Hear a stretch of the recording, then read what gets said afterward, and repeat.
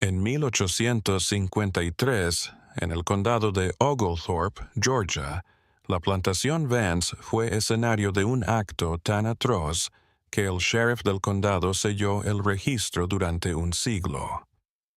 El descubrimiento se realizó al amanecer, no por el personal de la casa, sino por un peón que se dirigía a los graneros. La gran trilladora de vapor, la nueva posesión de la que tanto orgullo se sentía el amo Vance, continuaba trabajando. Esto era imposible. Necesitaba un equipo para mantener su caldera, para mantener su... Pero estaba funcionando. Sus dientes de hierro girando con un golpe húmedo y rítmico. Thud, thud, thud. El peón, un hombre llamado Moisés, declararía después que primero lo olió, no a grano, sino a cobre y sal. Siguió el ruido y el olor hasta el canal de descarga de la máquina, por donde deberían salir la paja y la cáscara, pero no era paja. Lo que se estaba vomitando, trozo a trozo, era la seda destrozada de un delicado vestido de mañana, mezclada con cabello y hueso. La ama de casa, Ara Vance, había sido metida en la máquina. Su cabeza, su cara, todo su torso superior habían sido destrozados en una masa roja que obstruía los mecanismos. La máquina había sido manipulada con precisión. A 1 metro de distancia, apoyada en la palanca de control del motor de vapor, había un taburete de ordeño de 3 patas cubierto de sangre. El asesino no superaba el 1,20 m. El sheriff Aldous Croft llegó en menos de 1 hora. Croft era un hombre acostumbrado a la violencia cotidiana de la esclavitud, latigazos, marcas, ahorcamientos. Pero esto era otra cosa, esto no era disciplina, era deconstrucción. Ara Vance no solo estaba muerta, estaba destrozada. La trilladora era una bestia de hierro y vapor, un monstruo de la era industrial. El verla así era como una profanación. «Apáguenla», fue todo lo que pudo decir. Su voz apenas un susurro sobre el ruido del motor y el horrible desgarro húmedo. 2 hombres fueron necesarios para liberar el vapor y detener el mecanismo, y en el silencio repentino y horrendo, la verdad de la escena se les vino encima. El suelo estaba empapado. La máquina misma, una posesión de miles, destruida, sus engranajes obstruidos con carne humana. ¿Quién estaba de guardia?, exigió Croft. El capataz de la plantación, Hatcher, estaba pálido, sus ojos abiertos por un horror que iba más allá de la visión de un cuerpo.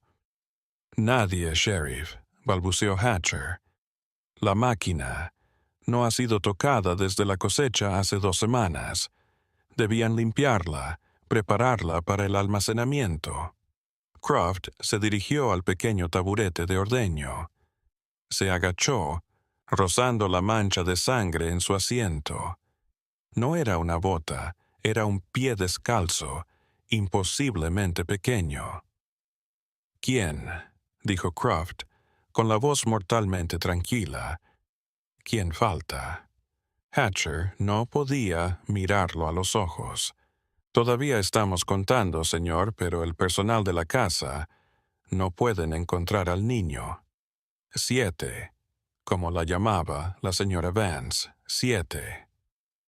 El nombre era un susurro en la plantación Vance, pronunciado solo con lástima y temor.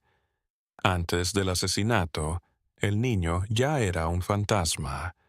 Ahora era una leyenda, un demonio. ¿Cómo pudo un niño, ese niño, hacer esto? La logística era imposible. El motor a vapor de la trilladora necesitaba fuerza para arrancarse, habilidad para operarse y palanca para ponerle la correa. Ara Vance era pequeña, pero era una adulta.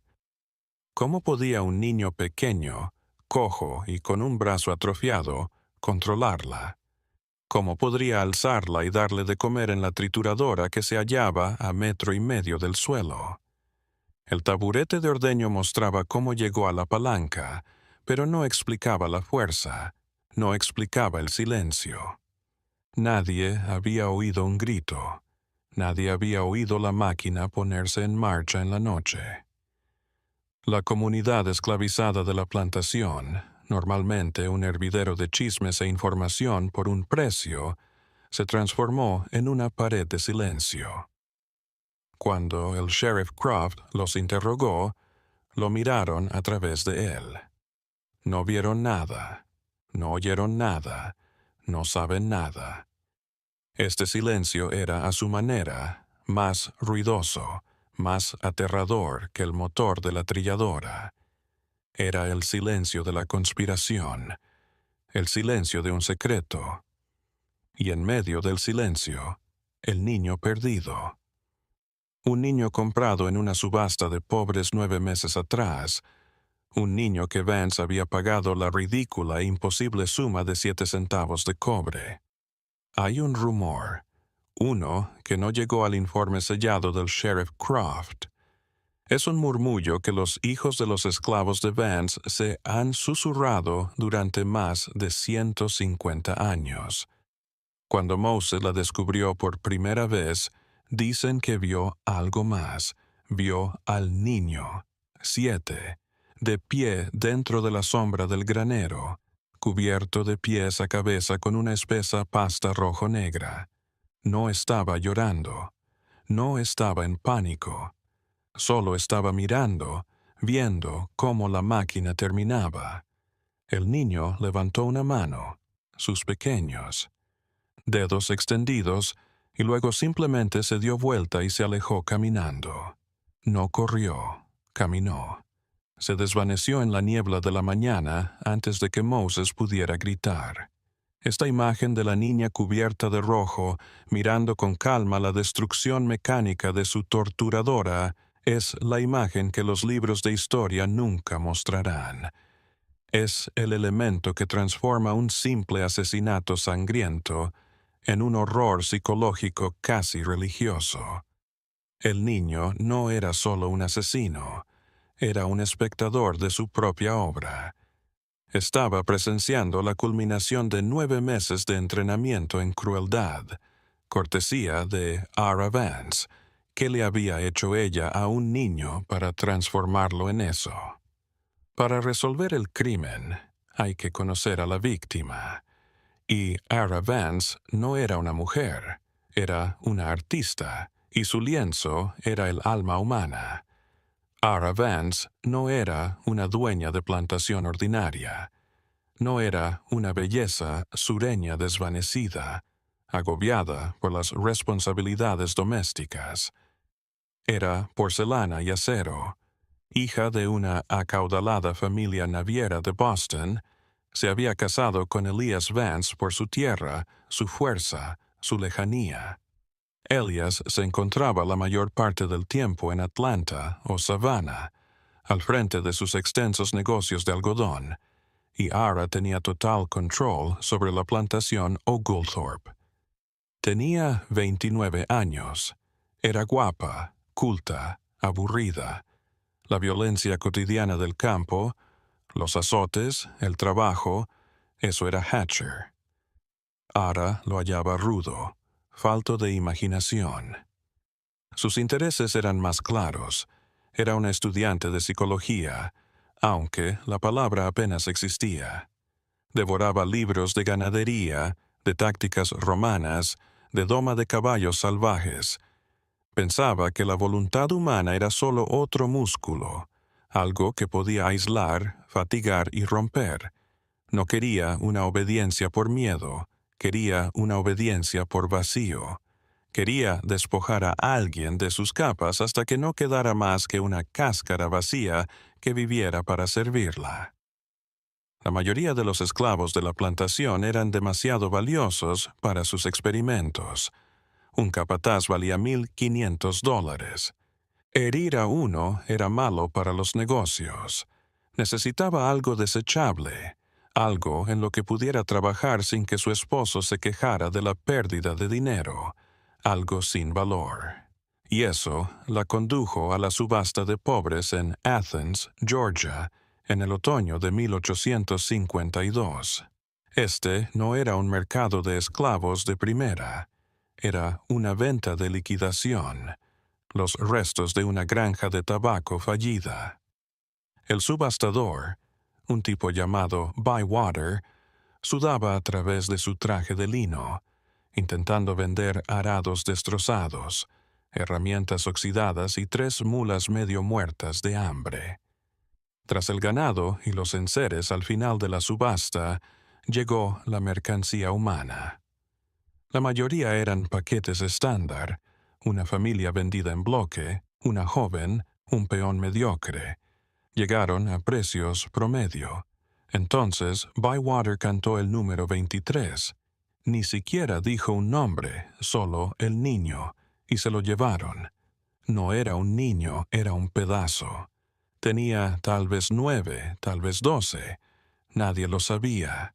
En el libro mayor aparecía como Ash. Era pequeño, no solo pequeño, sino enfermizo. Tenía un brazo izquierdo atrofiado que llevaba doblado sobre el pecho y una cojera de arrastre. Desnutrición, enfermedad o tal vez un defecto de nacimiento. No importaba. En el frío cálculo de 1852 era invendible. No podía recoger algodón, no podía arrancar caña, no podía levantar un cubo de agua. Fue rechazado. Pero sus ojos, entre la tos y las risitas de la pequeña multitud, Vance vio sus ojos. No eran ojos de niño. No estaban asustados, ni enojados, ni tristes. Eran ancianos, tranquilos, vacíos, como si ya se hubiera retirado a algún lugar muy profundo dentro de sí mismo, al que nadie podría llegar jamás. Y la que sabía de cosas rotas se emocionó. Esto no era un caballo para montar, era una habitación para explorar. Bywater abrió la subasta en $50, por costumbre. La risa se extendió por la multitud. Se redujo a $20. Más risas. 5 caballeros, imploró Bywater, secándose la frente, solo para despejar el lote. Silencio. $1. $1 para que se lo lleven de nuestras manos. La multitud se agitó. Incluso por $1 era una carga, una boca que alimentar. 7 centavos. La voz resonó, clara como una campana, en el aire húmedo. Todas las cabezas se volvieron. Era Vance, de pie en la parte posterior, su sombrilla sosteniéndola fuera del sol. Su esposo, Elias, quien la había acompañado, parecía avergonzado. «Ara, ¿qué carajos estás haciendo?», siseó. «Estoy comprando, querido», respondió ella, su voz nunca dudando. 7 centavos por el quebrado. Bywater, aturdido, solo observó. 7 centavos. No era una propuesta, era una bofetada. Era el precio de un solo clavo, un puñado de perdigones. Fue un desprecio tan absoluto que dejó a toda la multitud sin aliento. Tasar una vida humana, incluso una vida dañada, en 7 centavos era una violencia social. «A la 1», balbuceó Bywater, enrojeciendo. «A las 2. Vendido a la señora Ara Vance por 7 centavos. Ara se abrió paso, la multitud abriéndose ante ella. Abrió su monedero de seda y no dio ni 10 centavos ni 5. Contó 7 peniques de cobre sueltos, uno por uno, dejándolos tintinear en la palma sudorosa de Bywater. El sonido fue profano, el sonido del poder absoluto. Luego se dirigió al bloque de subastas. Miró al niño pequeño y callado. No sonrió. «Tu nombre no es Ash», susurró ella, lo suficientemente alto como para que lo oyeran los que estaban cerca. Te llamas 7. Ese es tu precio. Eso es todo lo que eres. Y allí, en ese patio de subastas, lo que estaba por venir 9 meses después se hizo inevitable. No estaba comprando un esclavo. Estaba comprando un espécimen y acababa de darle su nuevo nombre, un recordatorio constante y abrasador de su propia inutilidad.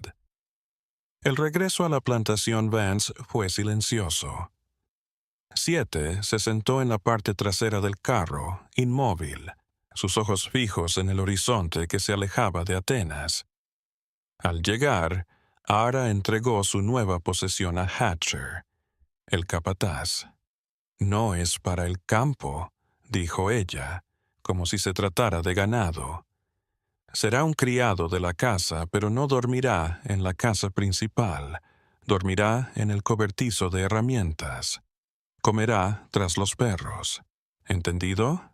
Hatcher, siempre práctico, no veía utilidad en el niño. «Pero, señora, apenas puede caminar. ¿Qué va a hacer?» Ara sonrió, delgada, fría. «Encontrará empleo. Mi trabajo». Y así empezó la educación de 7.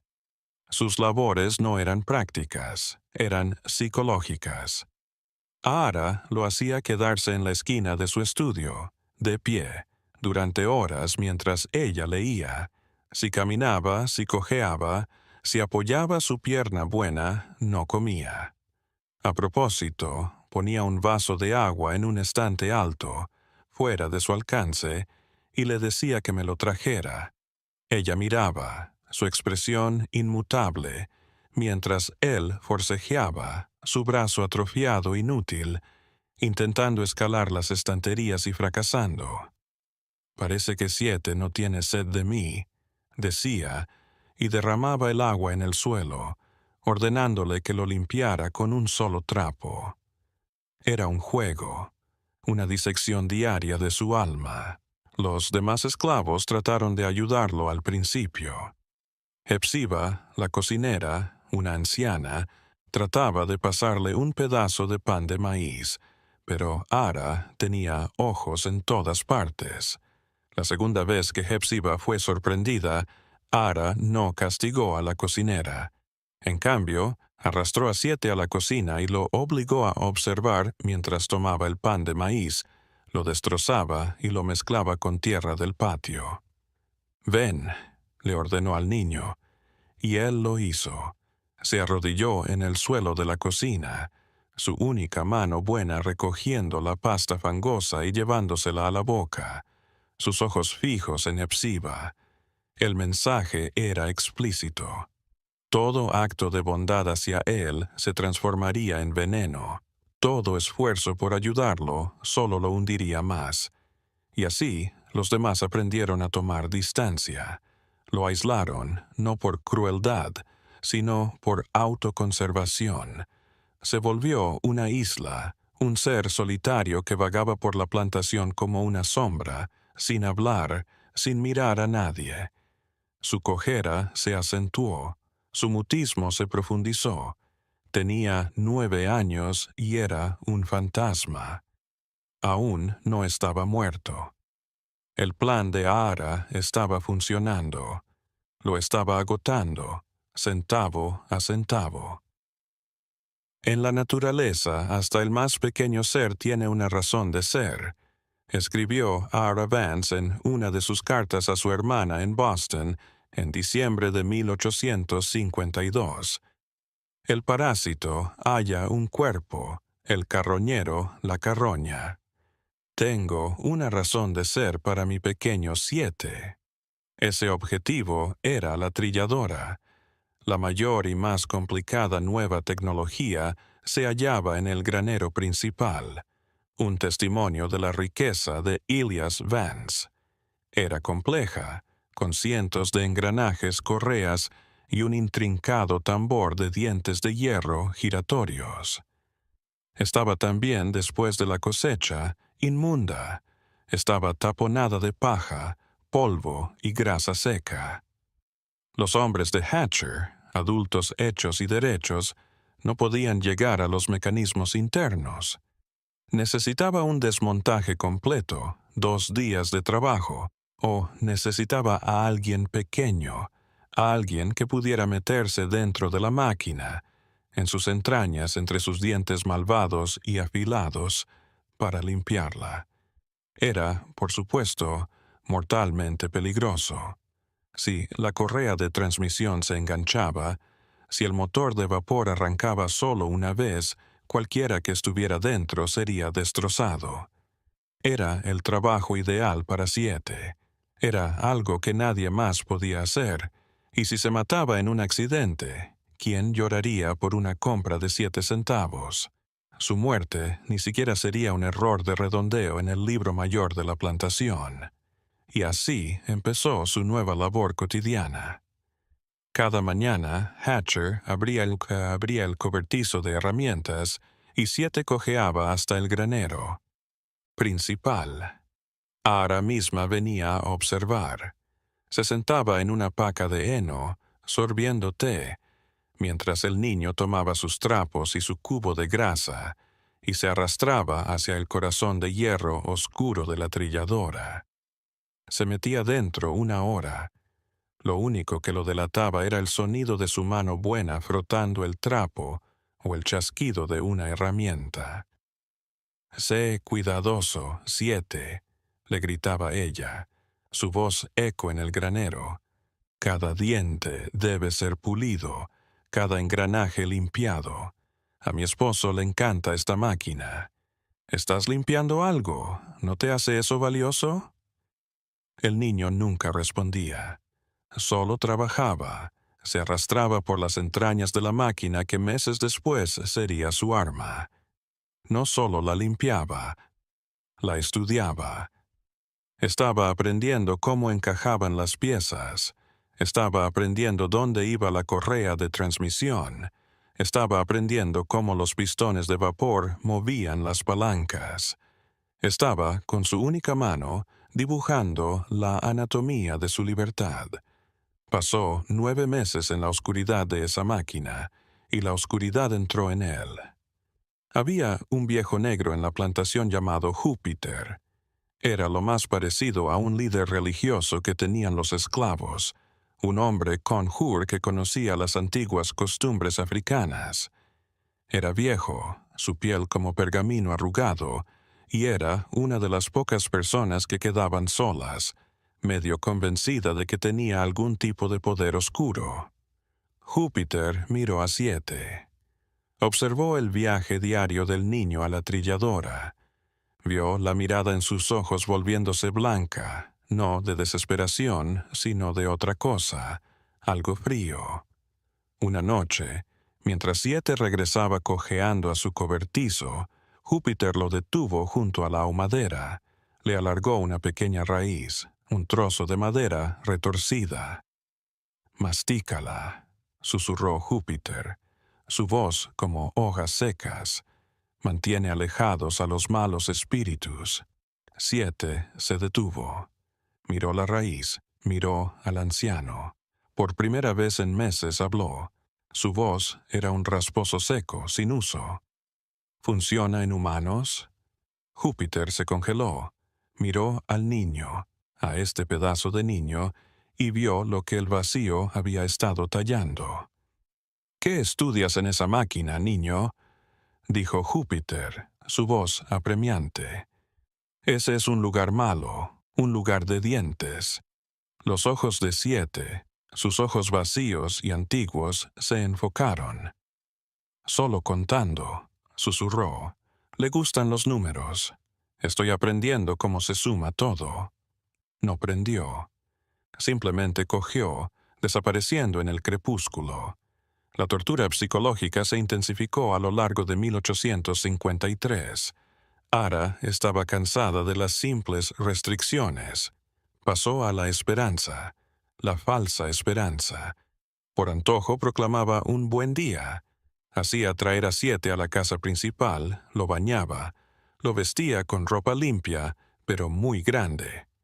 Hacía que Hepzibah le sirviera un plato de comida en la mesa de la cocina.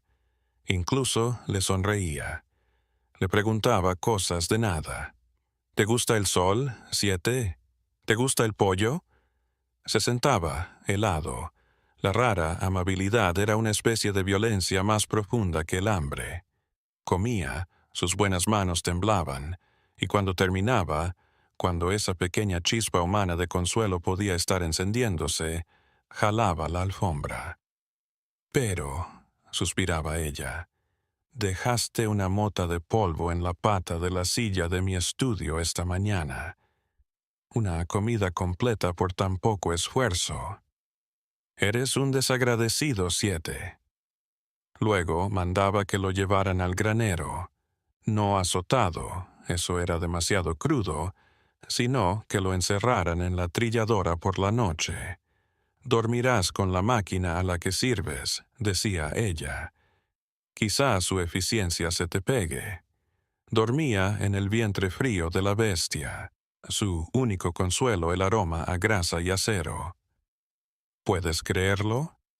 ¿Te imaginas estar atrapado en las garras de metal de una máquina de destruir?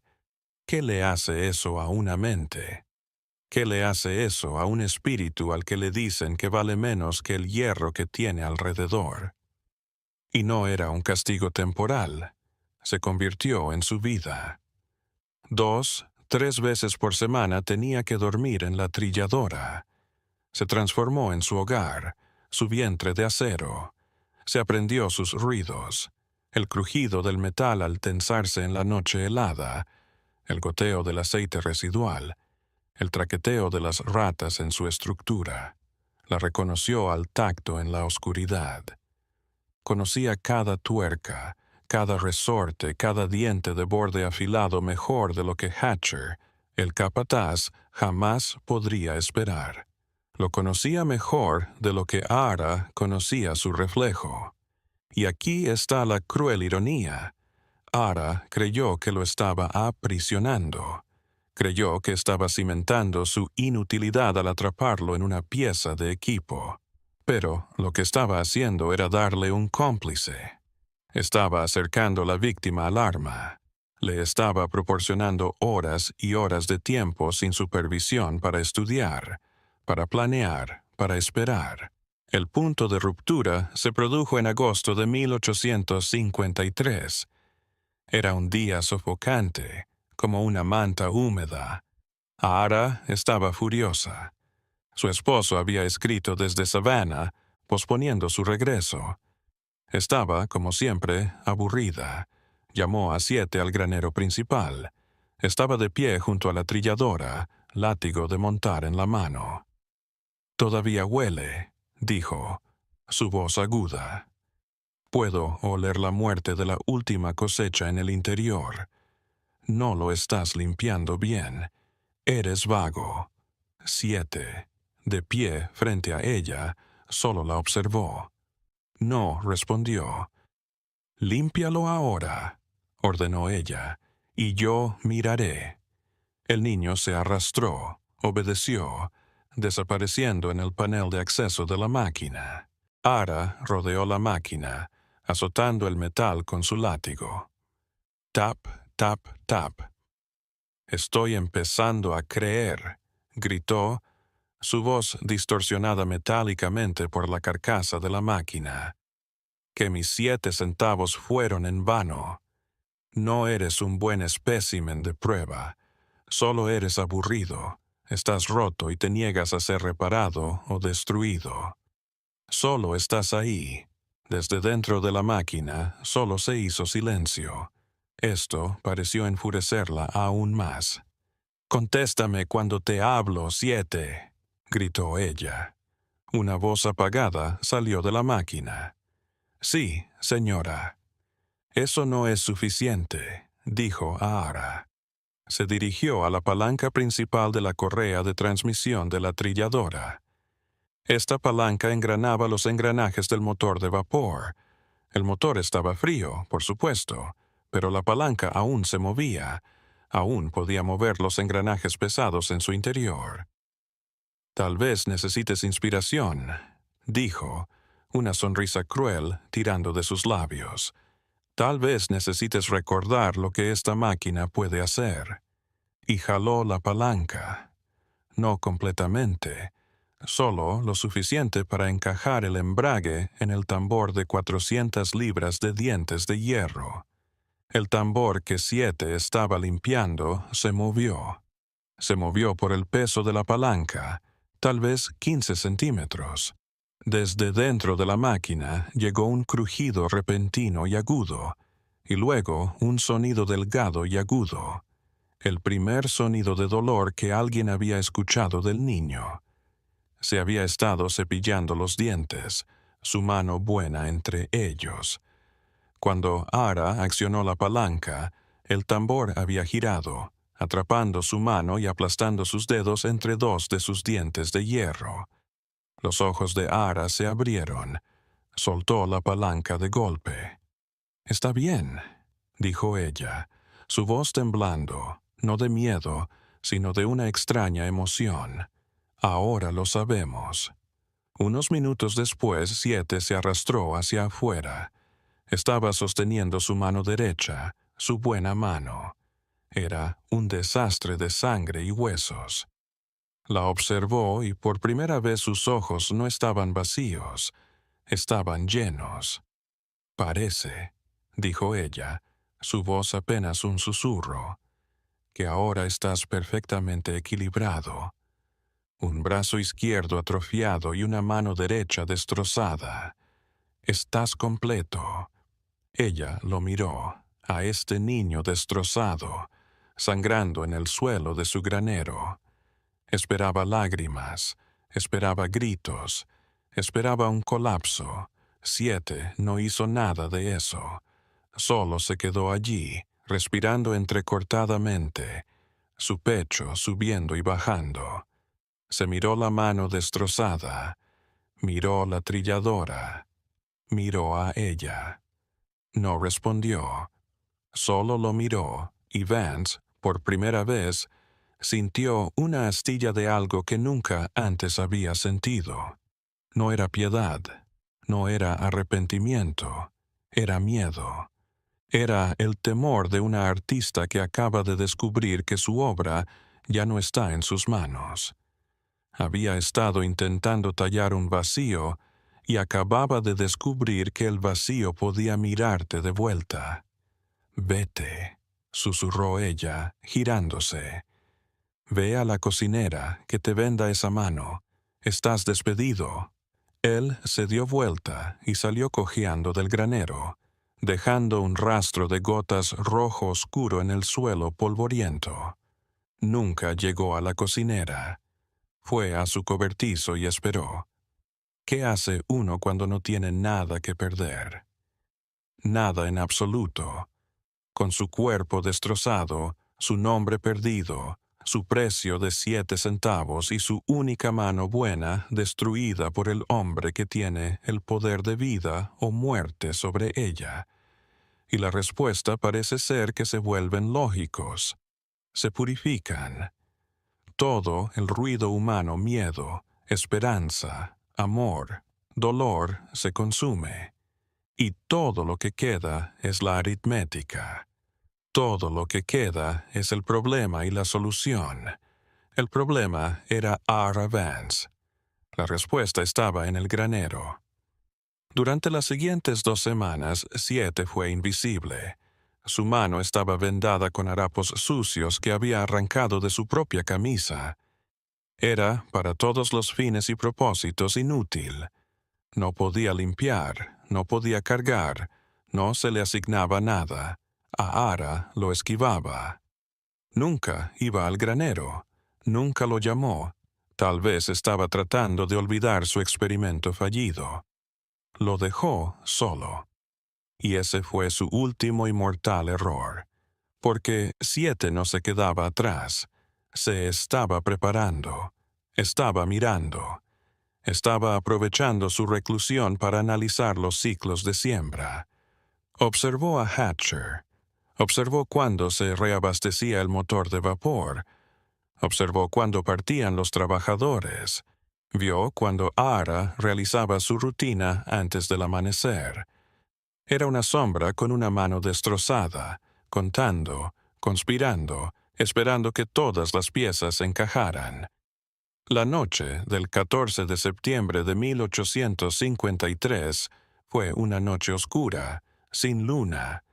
El aire estaba tenso, anunciando una tormenta que no llegaría. A las 4 de la mañana la plantación dormía. Todos menos 7.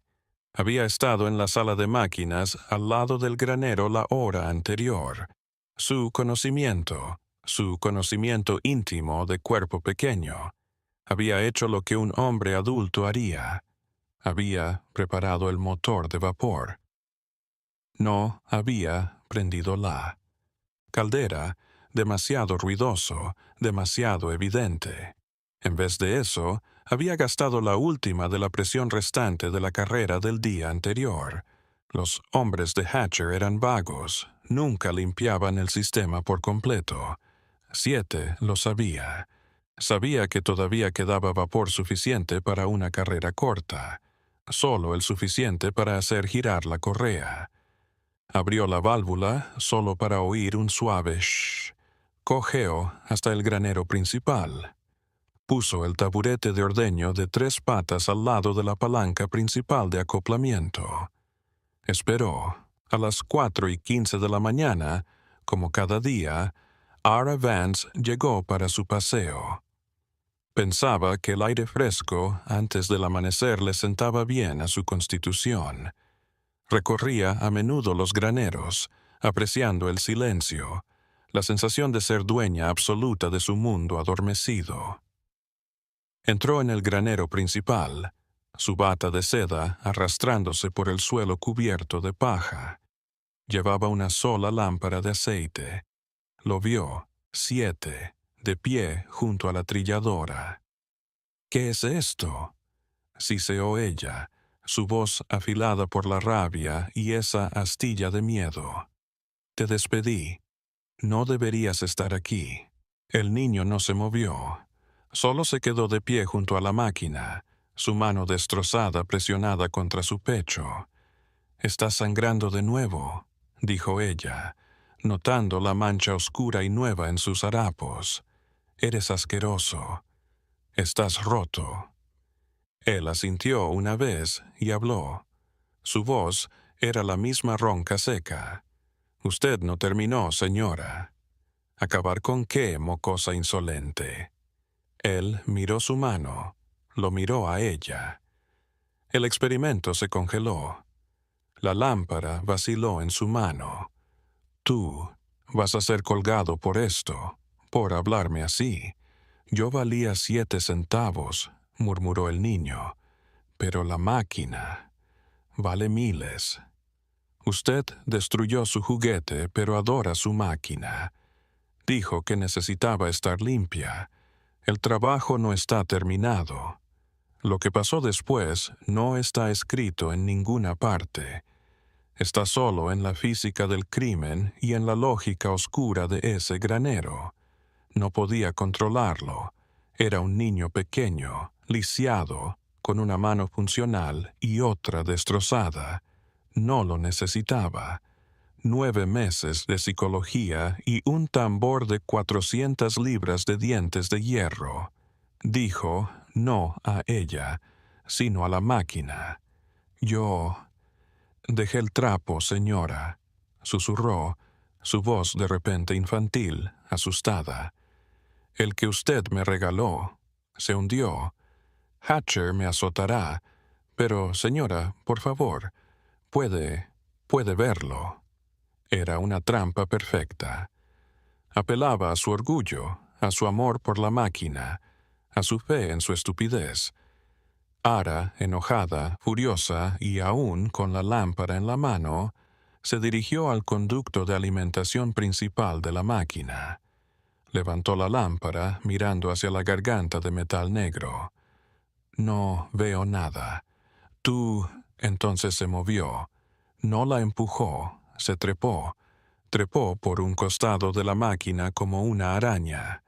Usó su pie bueno y su única mano buena con una velocidad que ella nunca hubiera imaginado. No la estaba empujando. Iba por el taburete. Iba por la palanca. Ahora escuchó el alboroto. Se volvió, sosteniendo la lámpara. Lo vio. Una arañita oscura trepando al taburete. Observó cómo sujetaba la palanca principal de acoplamiento con su única mano de 5 dedos. Y ella comprendió. ¡No! Gritó ella. Fue el único sonido que alguien escuchó. El niño lanzó todo su pequeño peso sobre la palanca. La presión de vapor residual en las tuberías, apenas suficiente, siseó. La correa de transmisión se tensó, el embrague se enganchó. En el vientre de la trilladora, el tambor de dientes de hierro de 400 libras cobró vida.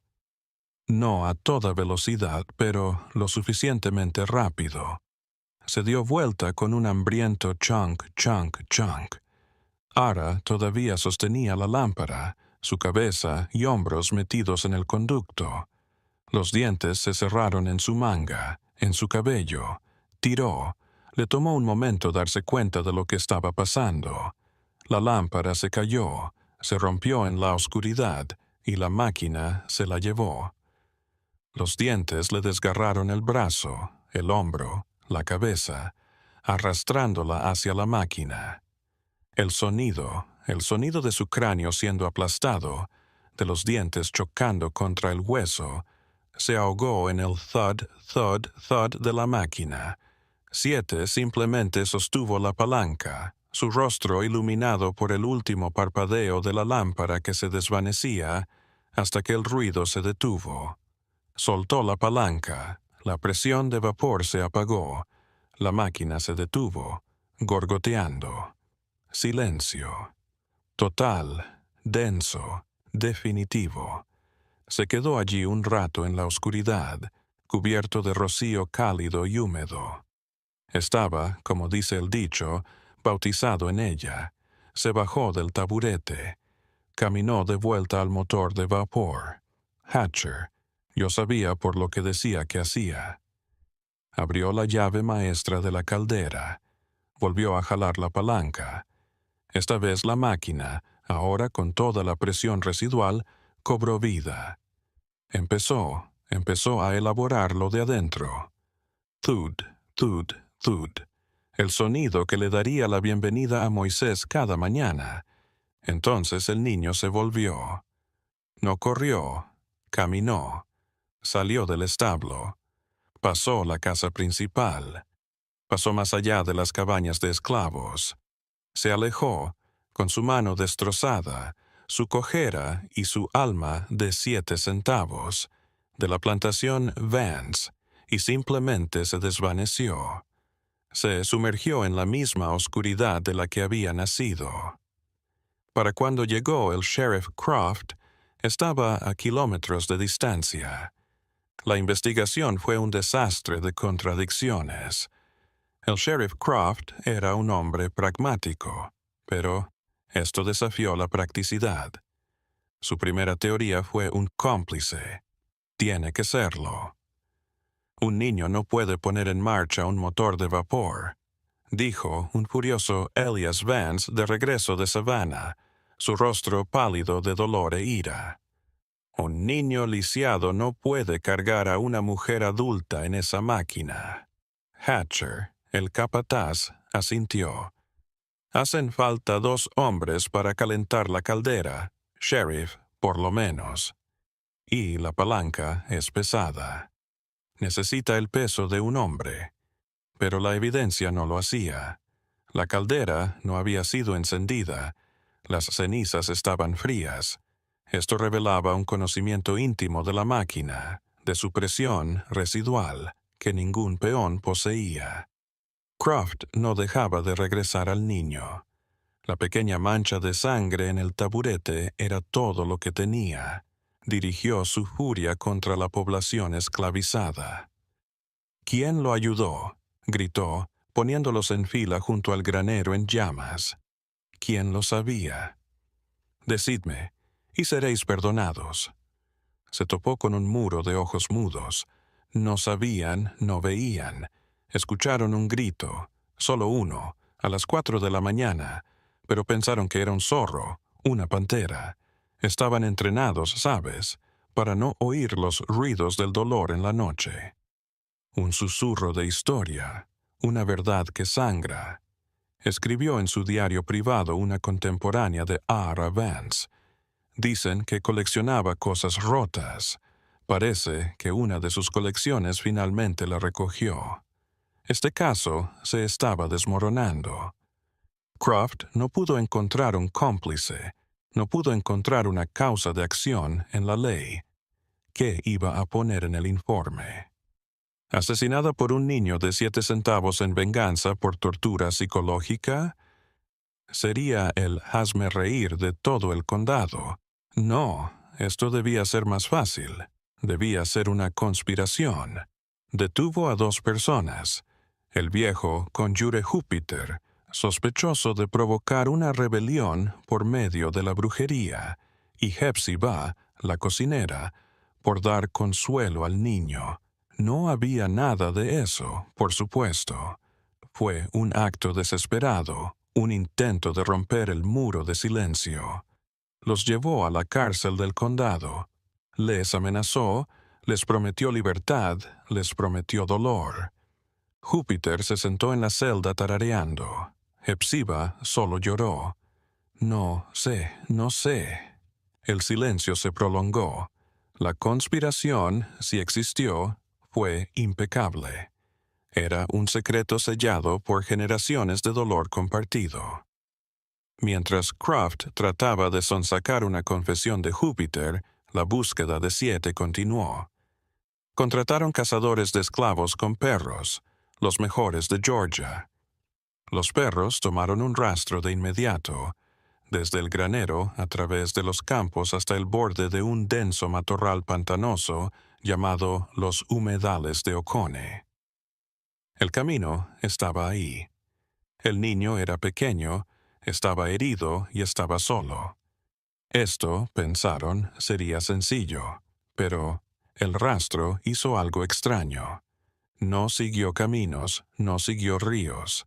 Retrocedió, giró en círculos, se desvaneció y apareció de nuevo a 100 metros a la izquierda. Los cazadores de esclavos estaban confundidos. Esto no es un niño, le dijo a Croft, el jefe de caza, un hombre llamado Folsom. Esto es un zorro. Nos está tomando el pelo, está caminando hacia atrás, está caminando sobre piedras. Sabe, conoce a los perros. ¿Cómo podía un niño solo, analfabeto y tullido, estar al tanto de las técnicas de un fugitivo experimentado? ¿Había estado fingiendo su debilidad todo el tiempo? ¿O alguien le había mostrado? Los ojos de Croft volvieron a Júpiter tarareando en su celda. Esto era un juego más profundo de lo que podía imaginar. Los perros finalmente perdieron el rastro para siempre en la orilla del arroyo Callaway, un afluente amplio y de aguas rápidas del río Oconee. El suelo estaba sucio y las marcas eran evidentes. Pequeños pies descalzos, el izquierdo arrastrándose, el derecho hundiéndose. Las huellas entraron al agua y nunca salieron. Folsom se quitó el sombrero. Bueno, Sheriff, eso es todo. Los riachuelos están crecidos por las lluvias del norte. Se fue. Esta era la respuesta que Croft necesitaba. Era aseada, era sencilla.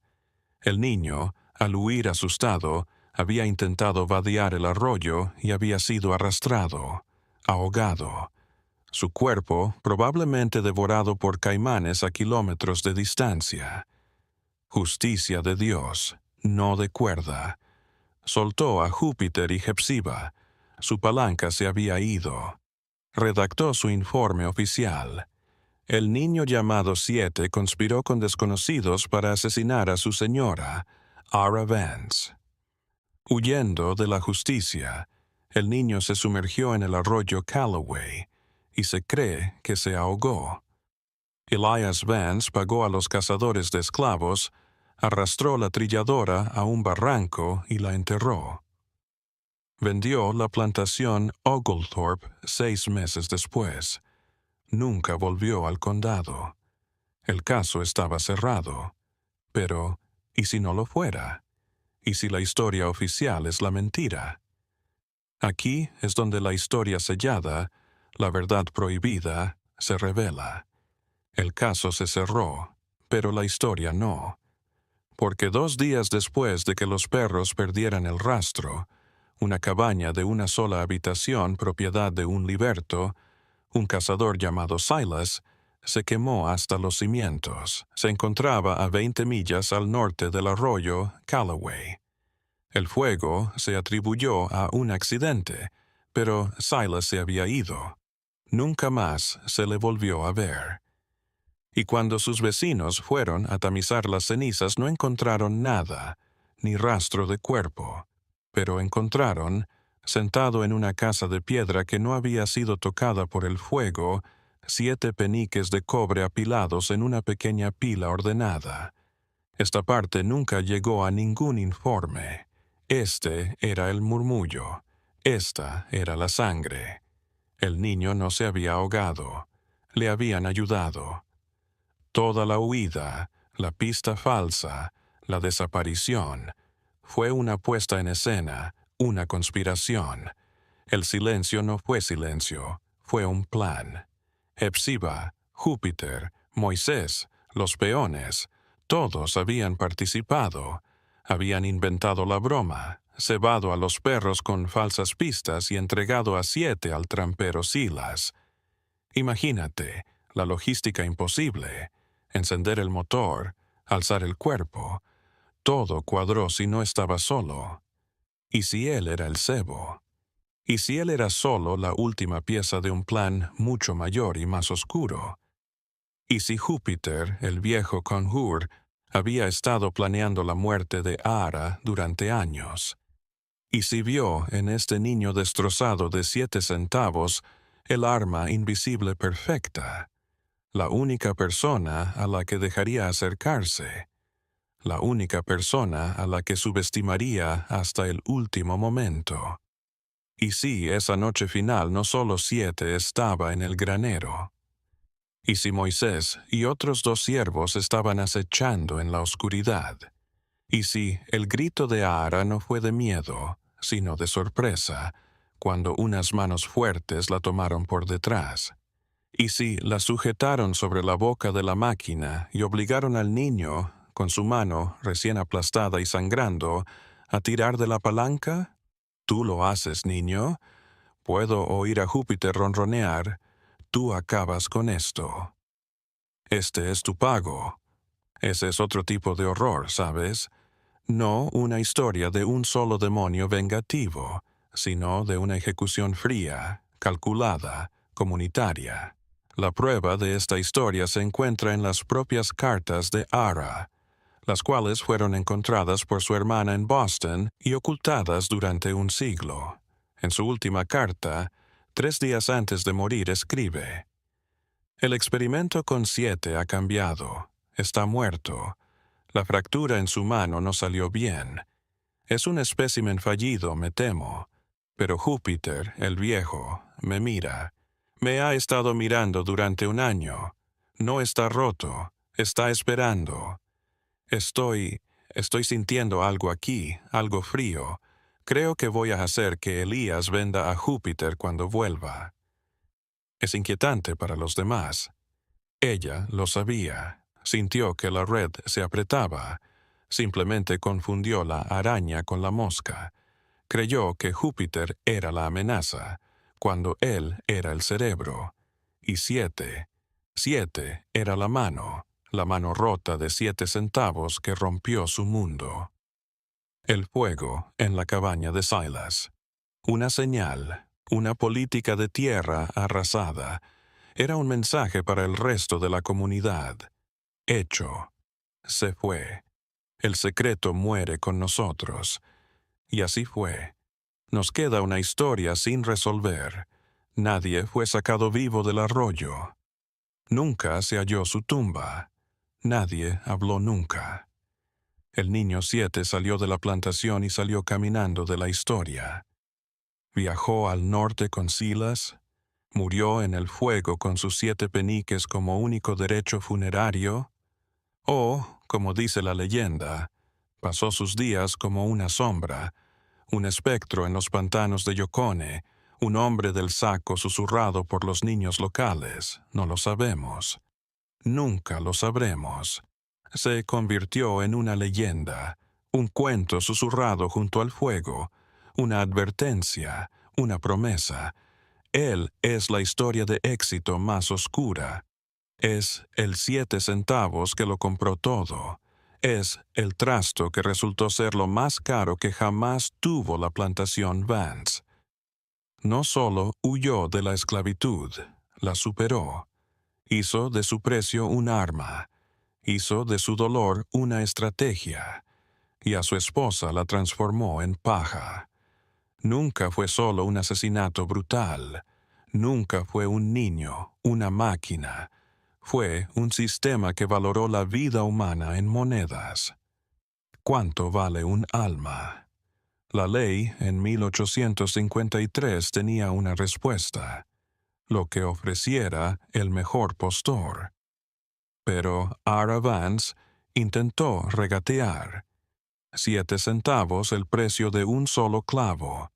Ella trató de probar que un hombre podía ser destruido psicológicamente, reducido a algo menos que la chatarra a la que estaba. Encadenado. Ella falló. Descubrió una terrible e ineludible ley de la naturaleza. No se puede apretar tanto a una cosa viva sin producir algo nuevo. No se puede crear un vacío sin que se genere un hambre. Era una alquimista fracasada. Intentó transformar a un niño humano en polvo inútil, y en su lugar lo transformó en un espejo. Y lo que vio en ese espejo, en esos últimos y horribles momentos, fue a ella misma, rota, vendida, reducida a nada.